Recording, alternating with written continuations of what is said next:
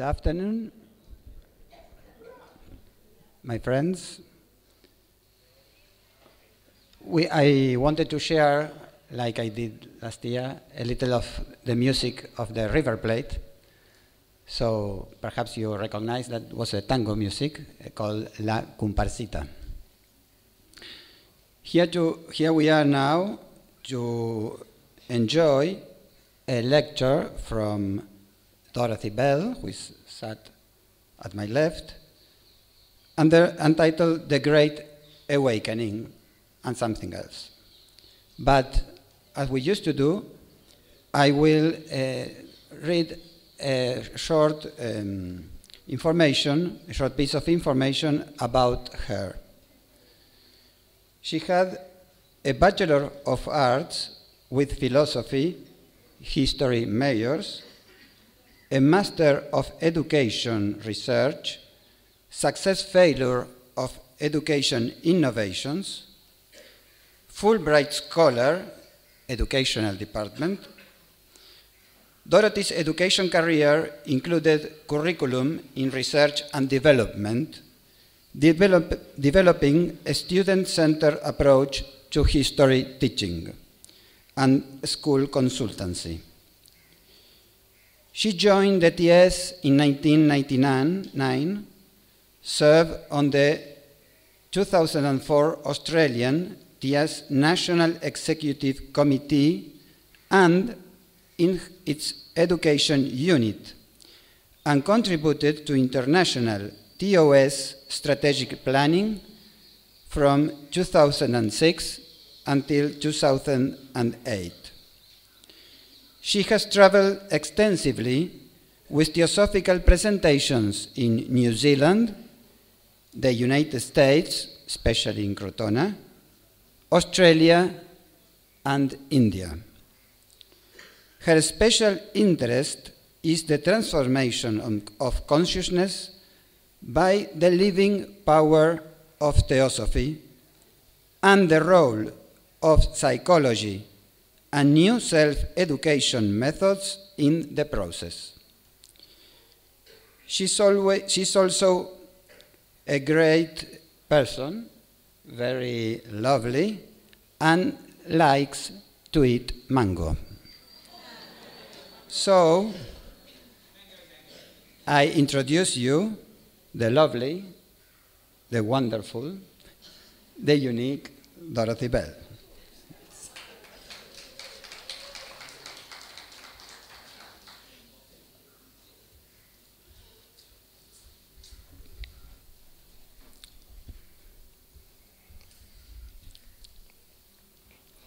Thank you, Esteban. That was a very interesting introduction.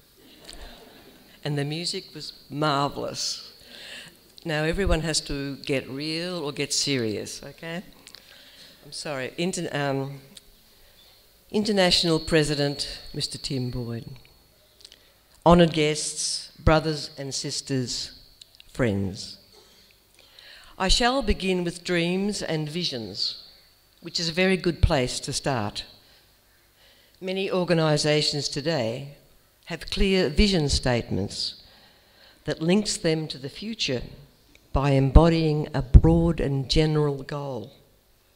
It expresses an ideal that is like an invisible battery that powers a movement in a particular direction. It can inspire and motivate to action. And like all batteries, it can go flat and need to be recharged or even replaced. So to reflect on the power of a vision, we will look briefly at the work of two great spiritual warriors. We'll then look more closely at the context of the Great Awakening as it relates to theosophical terminology and the divine plan of evolution of consciousness. The third part of the lecture will explore self-education strategies directed towards experimenting with how to learn to see with the eyes of spirit. If you remember, HPB advised that we should do this. We must learn to see with the eyes of spirit. And the purpose of all this is to help grow theosophy as a living power in our lives, or to help grow theosophy as a living power of altruism in our lives. So now, the two visions from two warriors. On the 28th of August 1963, Dr. Martin Luther King Jr. delivered his magnificent "I Have a Dream" speech in Washington, D.C. in the United States. He spoke in the language of those times about having to face the tragic fact that 100 years after President Lincoln had signed the proclamation, or the Emancipation Proclamation, freeing millions of Negro slaves, the Negro had not been emancipated. He declared that the manacles of segregation and the chains of discrimination were still being worn, and the Negro was living in a lonely island of poverty in the midst of a vast ocean of material prosperity, and that he was still languishing in a little corner of American society and exile in his own land. We can catch a glimmer of the dream from his words. And I quote, "I have a dream that one day this nation will rise up and live out the true meaning of its creed in the magnificent words of the American Constitution and the Declaration of Independence.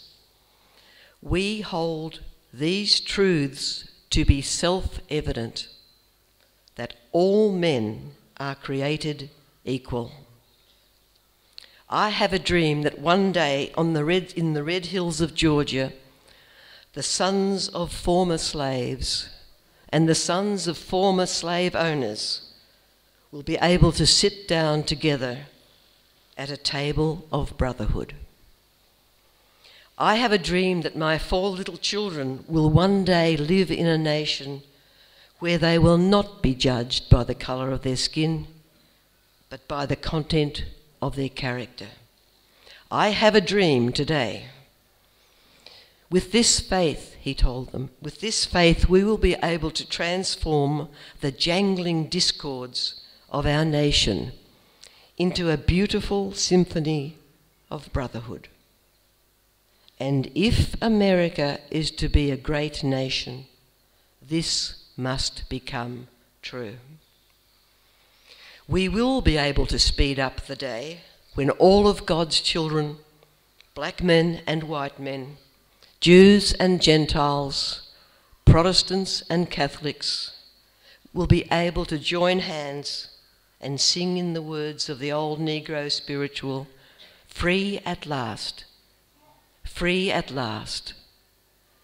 Thank God Almighty, free at last.'" You could imagine, and if you've heard the speech, that strong emotions were aroused in the acknowledgement of many years of pain and suffering and pain of his people, caused by discrimination and the verbal, physical and emotional abuse that goes with it. Often we talk of discrimination or prejudice, we don't add the next half, the abuse that goes with it at the various levels and aspects of one's personality. And this emotional reaction perhaps will contrast with a quieter reaction to his speech at the deeper levels of soul conscience, where justice, compassion and righteousness may have been evoked by this same address in other Americans or in others around the world who have never suffered from discrimination of any kind or prejudice, or that is hard to believe. The spiritual warrior, I've called him, he carried the crowds with him, with his religious conviction of the future realisation of brotherhood. So Dr. King galvanised the civil rights movement while he lived and stayed in the body on this planet, where his dream was shared, and it became a collective driving force. It motivated and contributed to self-belief, and it showed a positive way forward. And the battle, of course, against prejudice continues today, 60 years later. Now, going back in time, we're going to look at another visionary, another spiritual warrior, who also epitomises in action the theme of this convention, from teachings to insights, the altruistic heart. This warrior was also a social activist, working initially in London to help alleviate suffering due to the injustices, the discrimination, the inequalities, the poverty that comes from class and cultural oppression. She was also a great orator, freethinker, women's rights activist, and eventually she became involved deeply in the Home Rule movement in India. I think you know who I'm talking about. Halfway into her life, in 1888 in London, she reviewed the voluminous epic by H.P. Blavatsky, The Secret Doctrine. It was designed to bring the teachings of the East into the West, into the Western mind, into the Western civilization. It resonated deeply with her, and her life completely changed. The teachings answered problems that had troubled her for many years as a social activist.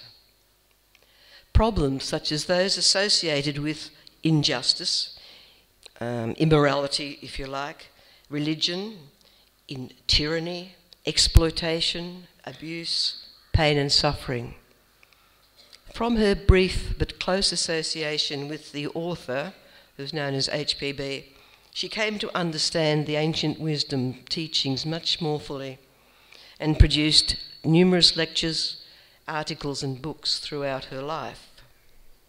But above all, she saw the potential of humanity evolving into its next step of the evolution of consciousness, spiritual consciousness. Of course, this warrior was Dr. Annie Besant, and in the April Theosophist 1927, she described her vision and plans for a new civilization that would be built on the new continent of thought, a phrase that the Mahatma Kutumi had given to the wisdom teachings that were brought through. Her intention was to create in America the conditions in which could be sown the seeds of this new culture, this new civilization. One community had already been started in Holland, and she saw that the ideal setting in the New World for such a community would be in the beautiful Ojai Valley in California. And I quote, "We desire to form on this land a centre which shall gradually grow into a miniature model of the new civilization in which bodies, emotions and minds shall be trained and disciplined in daily life into health, poise and high intelligence, fit dwellings for the divine life, developing the spirit of brotherhood practically in everyday arrangements and methods of living."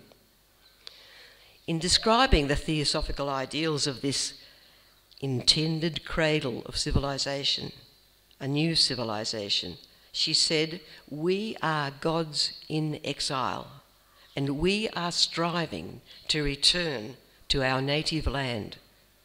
So our centre must have high ideals and thus tread the homeward path."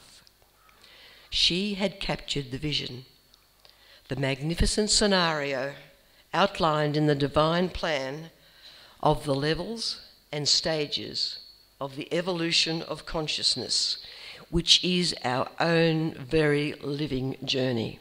In this huge context, we think we're little units down here buzzing around doing our things, but we are part of an incredible plan at a particular time in the evolution of that plan. She saw that we were on a great pilgrimage, first on the path of forthgoing, as she called it, from the source and descending into the density of material form, then turning to take the path of return to the source, and struggling to do so. So, in 1927, she published a strategy for a working miniature model to grow towards this new civilization. It was a concrete and physical situation, a theosophical community actually living, training, and developing together in the spirit of brotherhood, unity, and oneness. It's not my intention today here to analyse, compare the work, because we're not really looking at visions and visionaries, but it's important, I felt important to bring in that vision that Dr. Besant had about a new civilization, and it's in the 1927 Theosophist.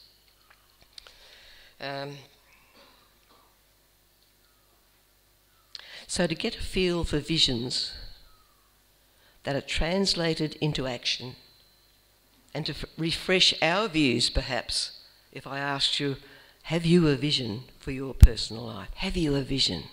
Does it change? I know it's very popular these days to have a personal coach and to do your own vision and mission and personal statement and goals and objectives, and when you finish all that, your life's probably over. But a vision, I think, a vision is something intangible that really can bond people together. It's invisible, the invisible battery, I call it, because it's a living vision which is in the hearts. It's in the hearts of those who share it and work it. It's in the heart. It is something that really is becomes a living thing, and it manifests in every activity. From the ideal of oneness and spiritual brotherhood, Dr. Besant saw the emergence of a new civilization as the next step in the evolution of humanity founded on the divine plan. So that's a neat summary. And remember that in his letter to Dr. Besant in 1900, the Mahatma Kutumi warned that intellectuality had to be curved. I remember Mahatma Maurya saying, theosophy must be made practical and useless discussion got rid of. Master Kutumi said that intellectuality had to be channeled into spirituality. So this brings us into, properly, the Great Awakening. The wisdom teachings represent a huge shift in perception from a material worldview to a spiritual worldview. That includes our cosmic identity and interconnectedness. They affirm our truth and reality as propositions for us to test, but they affirm our truth and reality, our inner divine nature. They affirm our origins and destiny. They explain the purpose of life on earth, on this physical plane, and how it all operates under universal law. We are sparks of the divine. We are seeds of time. Through her teachings, Dr. Besant ensured that seekers after truth understood that a new way of looking at things, a new way of seeing things, was fundamental to this next step in evolution. The expansion, the transformation of consciousness into a spiritual consciousness. The next step was the Buddhic awakening and expansion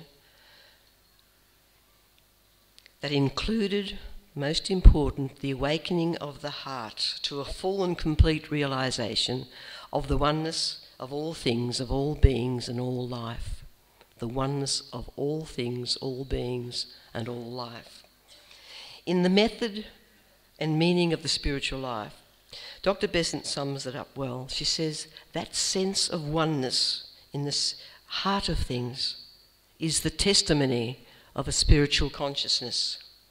And only as that is realised, not thought about, not intellectualised, realised, made real, as when it's realised, it's possible that a spiritual life will manifest. This is not, as I mentioned before, grasping the intellectual meaning of things, and this we must do initially, of course.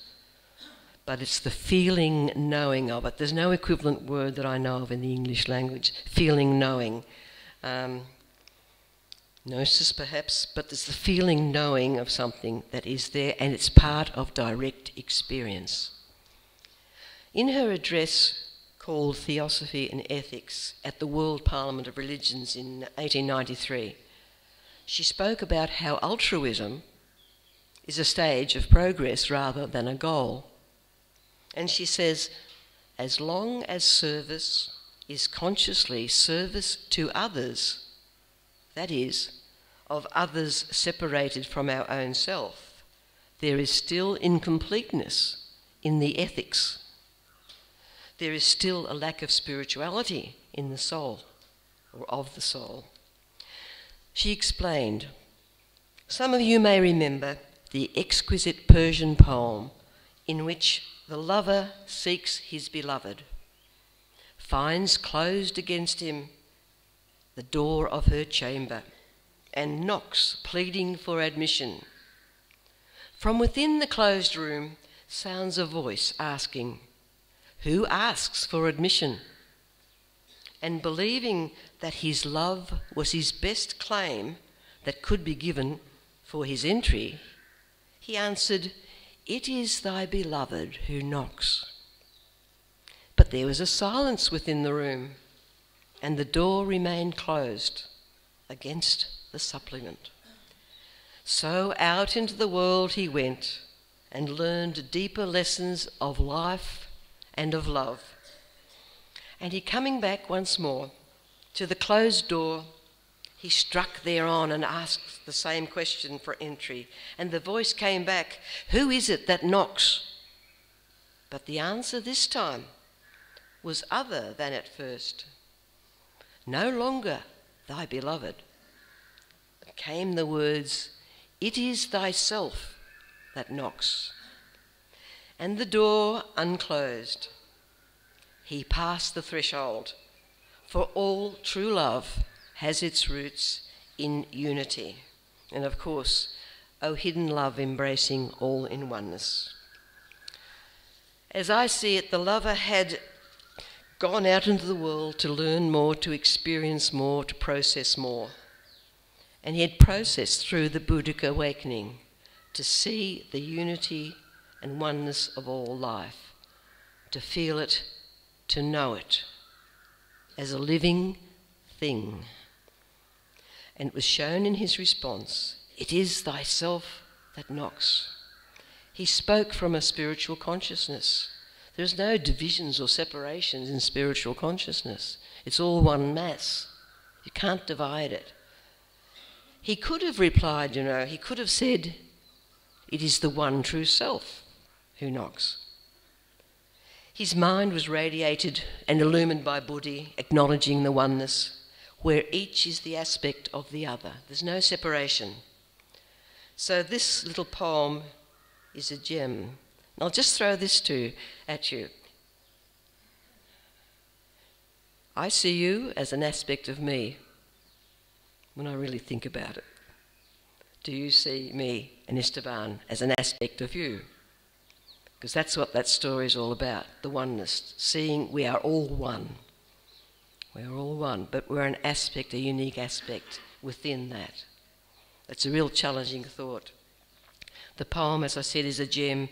It shows simply how an unveiled spiritual perception expresses through the mind's eye the Buddhic mind.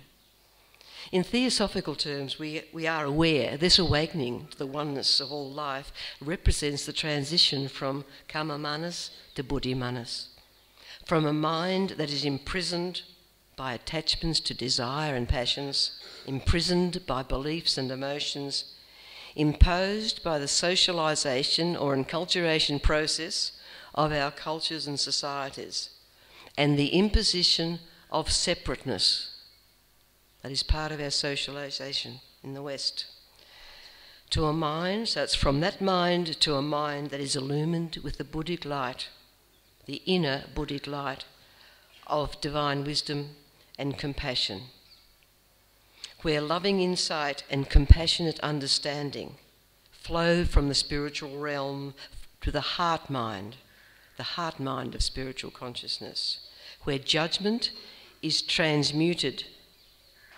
into compassion. This full awakening of the mind principle involves the entire psychological complex, and it answers the questions posed in the title of the lecture, Is the Great Awakening All in the Mind? Now, in my country, if something's all in the mind, it's not real. So that's why I had to explain, is it all in the mind? Is it unreal or real? I'm saying it's very real. Of course, it's all in the mind. What is outside the mind? And this is where the battle between the inner true self and the false and artificial personality self, as HPB describes it, this is where this battle takes place. And possibly, if you had to measure what is your success in this life, it's how does that battle go in this life? How have you made any progress in it? Have we made any progress in it? And as we know, it is an awakening to be earned with self-directed effort over numberless liberating moments and numberless incarnations for the full expression of the mind, for the full potential of the mind to really be expressed and to become fully and wholly human. The heart must be included, the heart must be opened. So the heart mind is the centre of spiritual consciousness. So moving on from the battle of the mind to the third part of the lecture, we shall explore some relevant education strategies that actually build on the work of Dr. Annie Besant. They are experimental in that they are intended to play with, to do, to act, to try. And they are based on true perception and direct experience.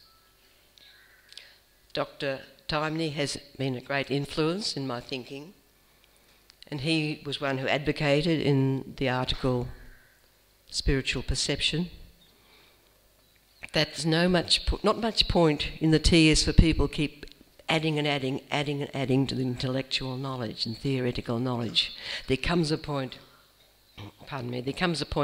when that needs to be transmuted into true perception and direct action, direct experience. Perception and experience.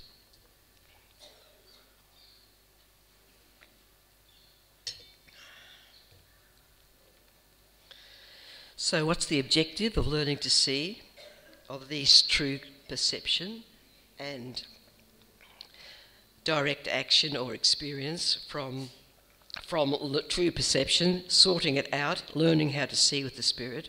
The clear objection, as I mentioned earlier, growing theosophy more and more as a living power in our lives. Pardon me. But what does this mean in action? The importance of learning to see is emphasised in many places.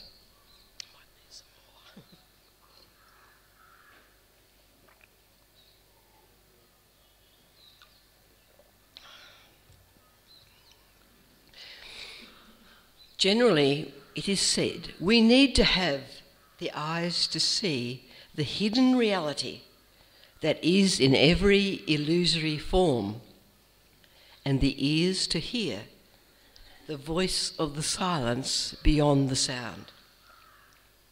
In the article on karma, in that little booklet, Light on the Path, it is stated, there is no cure for desire, there is no cure for love of reward, there is no cure for longing, save in the fixing of the sight and hearing on that which is invisible and soundless. It goes on to say strongly, begin now, even now, to practice it, live in the eternal. In other words, don't wait till you leave the body to live in the eternal. Do it now. Now, in the Golden Stairs, HPB identified 2 stairs. The open mind unveils spiritual perception. That is seeing beyond appearances. These are necessary stairs, along with the others, for the learner to climb the stairs of the temple of divine wisdom. So clearing the mind of the impediments, of a socially programmed mind, clearing the mind of the impediments that our socialisation, whichever country or society we're in, we have been socialised, and as Krishnamurti said, we are second-hand people. And it's not just this lifetime, it's our parents' lifetime, our grandparents, way back. The programming of the mind keeps going on from generation to generation. And in the Key to Theosophy, I remember HPB saying, if we do not, in fact, help our members to understand this aspect of their experience, then the TS will end up, remember that gorgeous image of a stranded carcass stranded on a sandbank of thought, waiting to die. So it's important to heed some of these words, to see with the eyes of spirit, to be aware of our social programming. As Krishnamurti said, our response to every problem is a conditioned response. It's not a true response. And I don't respond to it. My beliefs that are up there. And I'll just show you something that Esteban was quite worried about what I was doing with it. Does anyone recognise this? It's an old floppy disk, okay? My first introduction to computers many years ago. And I put this here. This is my programmed mind. The mind is a computer. It takes in everything. Everything I ever thought or believed, from childhood onwards, even from within the womb, absorbing my mother's attitudes and things like that. Very, very busy time. But this is the disk, this is the program that gathers up all of our impressions and beliefs and experiences, what we've learned, what we believe, what we know, and it gives back to us accurately. This is the truth of the conditioned mind, and the mind's geared to truth. And this is what's been fed it in from, well, I'll say your lives, my life. We each have a disc that replays, as Krishnamurti tried to point out. Every time we respond to a problem, we respond in a conditioned way. We don't respond, the mind responds. Right. Dr. Besant also said many, many times, we are blinded by form, blinded by form. And she supported, of course, learn to see with the eyes of spirit. And in the law of duty, she expounded this a little further. And she, I think, saw it as a yogic skill in action. She said, we must learn to see, and you all know this one, we must learn to see the self in everyone around us, in the ugly as well as the beautiful, in the low as well as in the high, in the plant as well as in the deva. He who sees everything, who sees the self in everything, and all things in the self, he seeth, verily he seeth. She then gave us a strategy, a fundamental principle to work from. She said we must separate in our thought the form in which consciousness is embodied and consciousness ourselves. And this goes back to how we see ourselves.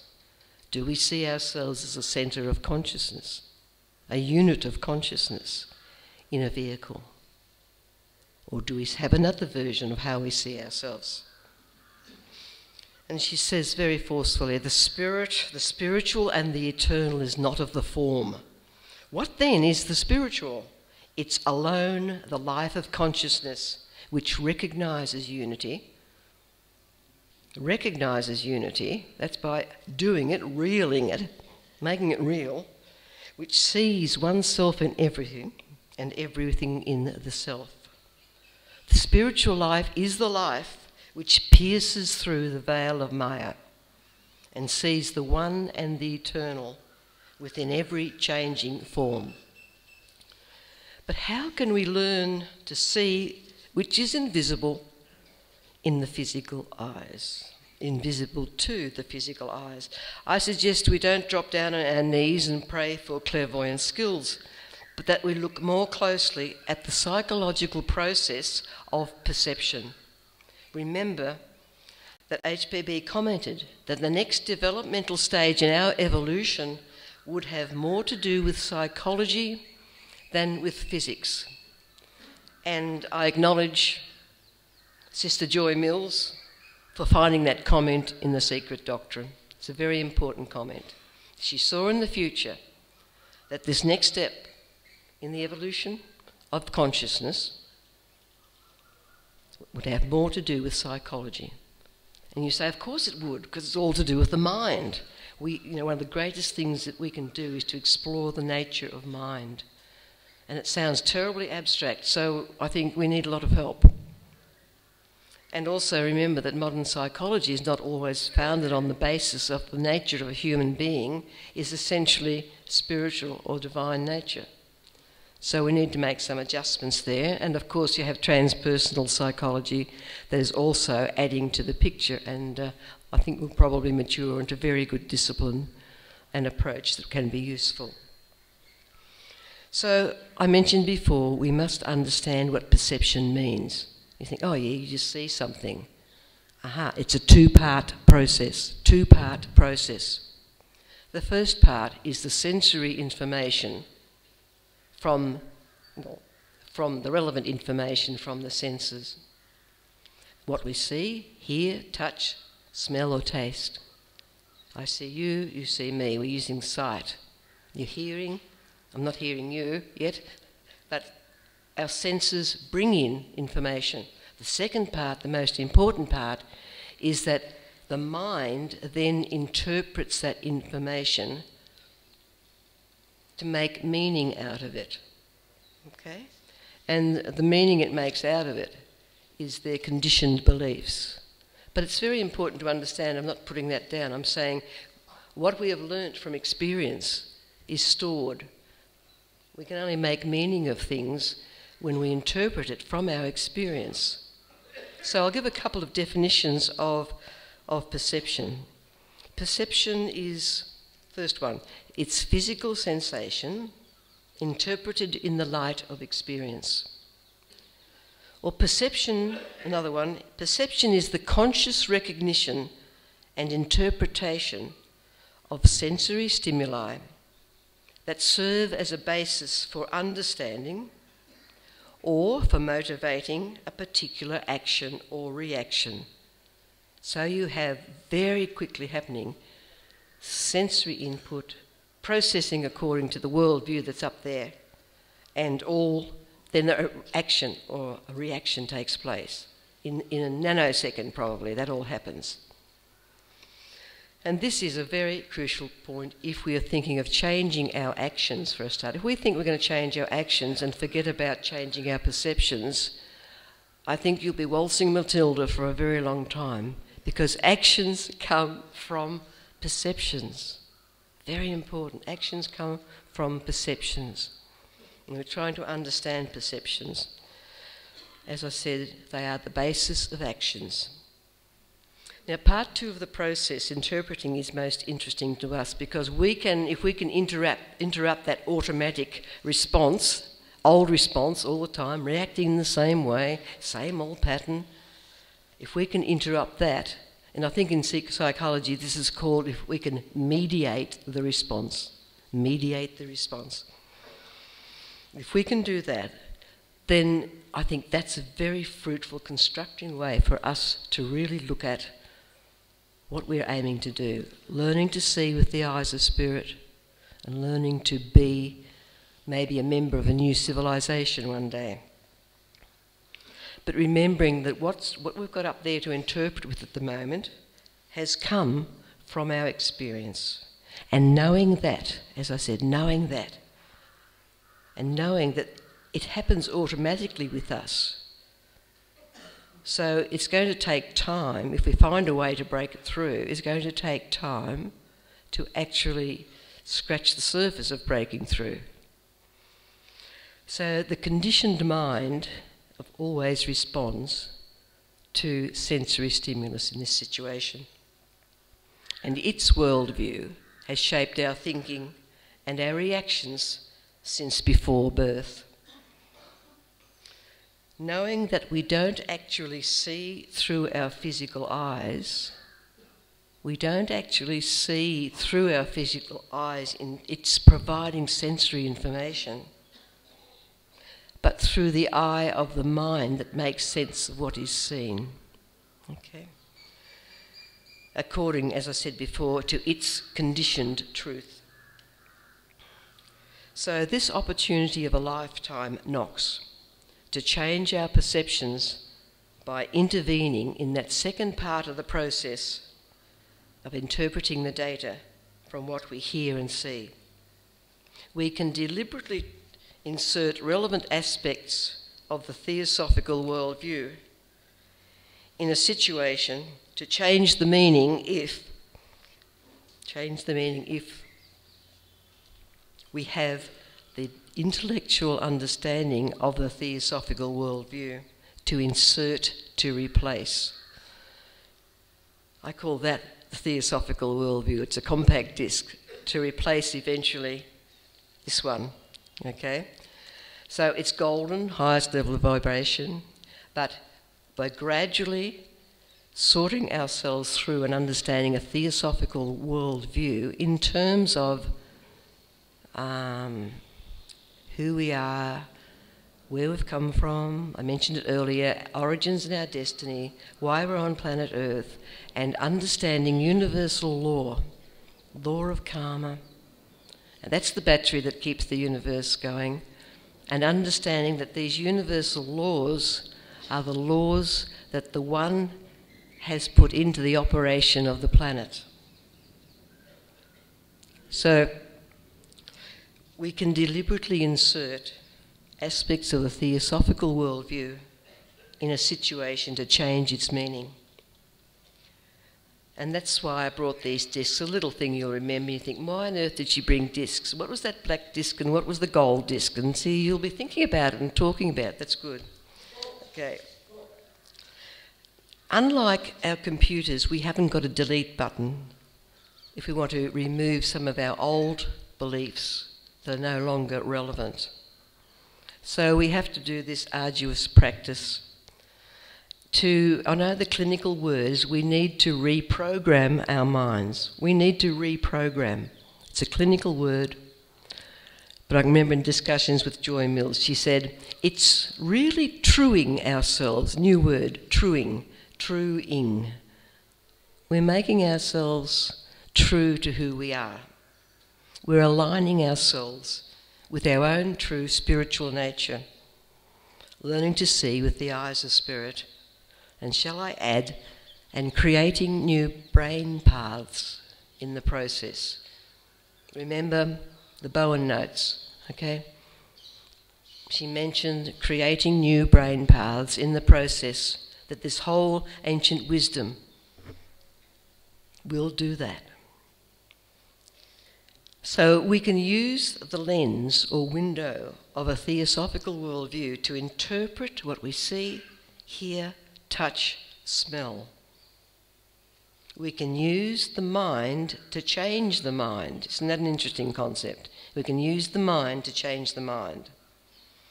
I had an interesting experience one day I shall share. but it was a very quick experience, concrete experience, and it jolted me into this insight.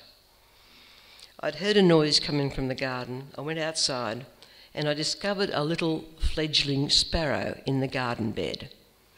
And there was a lot of noise going on as the sparrow family and extended family were making a lot of noise. I didn't know what was happening. Then I saw the neighbour's cat prowling. So I just picked up this little fledgling sparrow. He was unable to fly. And I secured him in my cupped hands, his little head, poked out the top. So I was holding him quite firmly. Could have been a her. And it chirped very, very loudly, so loudly and so strongly that I felt the pounding of his heart against my hands.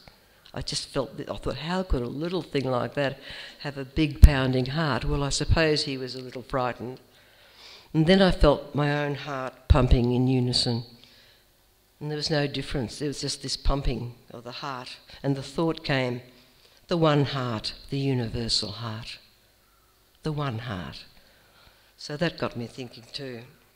It was a momentary insight, an involuntary insight, as insights are. It was a spiritual insight. Now, Dr. Besant had suggested that we must separate in our thought the form in which consciousness is embedded or embodied and consciousness itself. The little sparrow and I were separated only by my thought. And the illusion created what I saw by the physical senses. My mind had been blinded by form. But in truth, in that garden, we were all the one self, manifesting in different forms, as a human, as plant form, as tree form, as spider form, as ants form, as water form, as rocks form, as minerals form. And as Brother Sri Ram observed, life is nothing but consciousness completely conditioned by the organism it uses. So these things all build up to understanding a little clearer who we are as consciousness in a form, a unit of consciousness in a form, a unit of universal consciousness in a form. We are divine experience, we are divine consciousness, limited by the programming, limited by the conditioning. One-off experiences as I had do not make for transformations, or they don't replace arduous practice. The mind that is conditioned to the reality of separateness and form will react automatically to old patterns of thinking until its power is reduced by the theosophical worldview being firmly and totally established in the mind's eye, the window of the mind. It will take a long time, but it takes practice.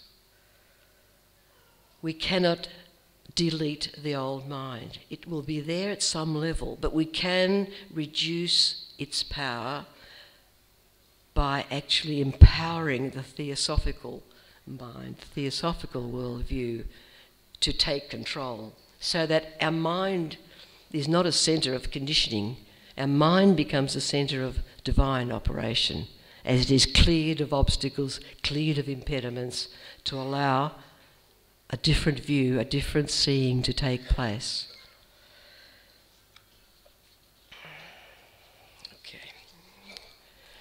One can take opportunities to do a double take on things by making comments that have come so easily and quickly when you may be observing the news or looking at the football or something like that, or debating the decision of an umpire. And that's all very important things to be doing. But it's interesting to observe oneself and especially around election time when politicians do take over the TV sets. So we do react to what we hear and see, but old patterns keep coming up. So it's interesting to sit back and become the observer in your own life, to see how you are acting and reacting in the old-fashioned way, I shall say. As Dr. Besant and many sages have said, what you think, you become. So that's encouraging. If we are seeking to replace the old programming with aspects of a theosophical worldview, what you think, you become. It follows from that. If you do it practice and practice and practice, something is going to happen one day. And I think people who are working this way have said they try to look at a tree or their cat or their dog and have said to them, the cat or the dog, you know, you're a beautiful creative expression of a divine principle. And the animal's not usually that impressed, but you learn to talk to yourself. You learn to talk to yourself, and instead of seeing the physical attributes all the time, say, yeah, this is the form. This is the form. There's a consciousness in there that is limited by the form. There's a brilliant aspect of intelligence in that four-legged furry thing that is an intelligence of catness, the intelligence of dogness. There is an intelligence there that is limited by the form in which it resides, but it's the same oneself. So whether looking at a mosquito, an eagle, a politician, a refugee, if we constantly look at them with the mind's new theosophical eye, that consciousness, the one life consciousness will strengthen, and it will be strengthened that what we think we become. Some people have found going out in nature is one of the most wonderful therapeutic things to do, but it's also educational. Sensing the oneness of nature. Because on this planet, there's only one species that's out of sync with being one with the oneness, and that's the two-legged species that we represent. All of the rest are in sync with the oneness. But we're learning, we are developing a self-conscious realisation of who we are, and hopefully this won't take too many hundreds of lifetimes ahead. But we can be the observer of ourselves. I've mentioned politicians, I've mentioned sitting on a bus or a train when you look around and you think to yourself, oh, look at all the little selves in there in their new forms, sitting in a form, sitting in a body, in their vehicles. One day I was driving down the freeway and I was thinking about, oh, right, this is consciousness in a vehicle, that's who I am. But I'm driving a vehicle. Oh, that's an interesting one, driving a vehicle. And I started to laugh, and I'm thinking, is the Earth planet a vehicle? Is the road a vehicle? And I was laughing, having a great time, and next minute there's a big horn, this huge truck beside me, this big truck driver it was in the summer, big blue Singer. He was going like that at me through the window. But I thought, that's all right, he's doing his thing and I was doing mine. Okay.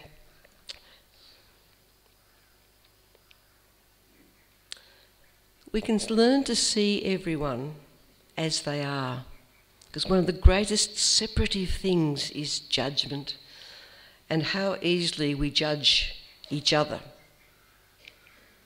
I suppose judgment can be seen as the weapon or the defence mechanism of the emotional body to protect the ego, make oneself feel better and all that sort of thing. But if we pause and look at and hear ourselves saying things and realise that when we judge the other person, we're actually coming from judging ourselves. So there are all these wonderful things from psychology we can learn which can help us on this journey of learning to see with the eyes of spirit, which is preparing the way that Annie Besant, I think, would have thought was really, really important in the building, to be a building block, or sow the seeds for the building of a new civilization. All right, I'm going to conclude. I think it's about another 5 minutes. Yeah, give or take a tango or two. Yeah, right. Okay, look, we looked at the visions and the heartfelt ideals of Dr. King and Dr. Besant. We focused on Dr. Besant's vision a bit more as it related to the Great Awakening, the new step in the evolution of humanity. her vision of working towards the emergence of a new civilization or a new culture, which means a new way of seeing things, a new way of thinking, a new way of acting and being and living. It is an inspiring one. So in conclusion, I was moved by this little bit of information in that old Theosophist that I found one day in Crotona. And I wondered how her vision might apply in today's world. She was actually planning a new physical civilization, like physically in the body, an awakened and enlightened civilization. She was sowing the seeds with a theosophical community living and training together as a miniature model of brotherhood and growing towards it. What if her vision was already in process of being formed at the inner level, and as a living vision, and it was working towards an inner enlightened and awakened civilization? I think you're wondering, where is she going with this? I'll say, and what if there was an inner network, a kind of collective was and is being formed unconsciously to become a growing spiritual force beyond the physical by an operational network of like-minded people linked at the inner level by the vibrational frequency of their energy, and not necessarily linked at the outer level or in an organisation. This concept would occur naturally, beyond any need for physical membership, names, dues to be paid, conditions of membership. The vibrational frequency of members of this group would be generated by their inner and outer work. Their vibrational frequency would be their natural entree to the group, unbeknownst to them. This does sound strange, doesn't it? It would be a spiritual force, undivided and naturally formed. They would not necessarily be known to each other. They need not be in religions or organisations. They might even be in that New Age movement. But they would be inwardly connected, but physically scattered all over the planet. What would be their hallmark? I wonder what will be their hallmark. What's the theme of the convention?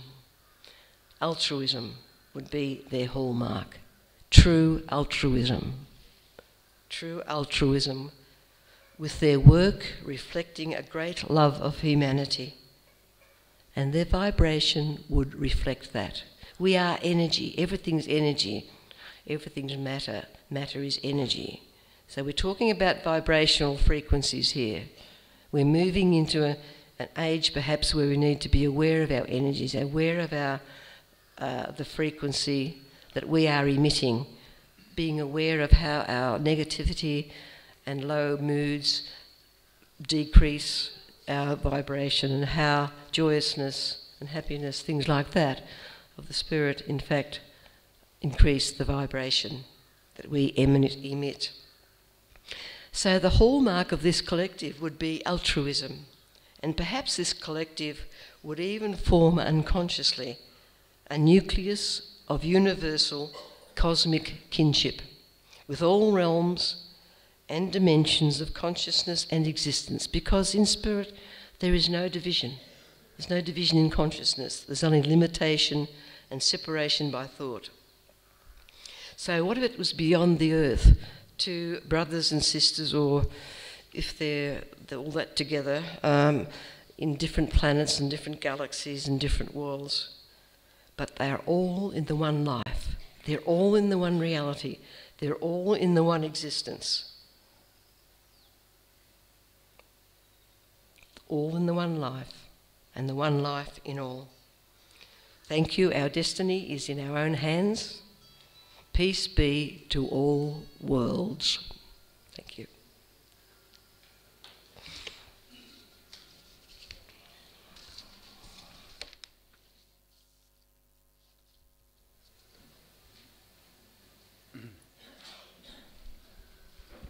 Thank you, Dorothy, for this wonderful lecture. And thank you to all of you for the attendance. This session is closed.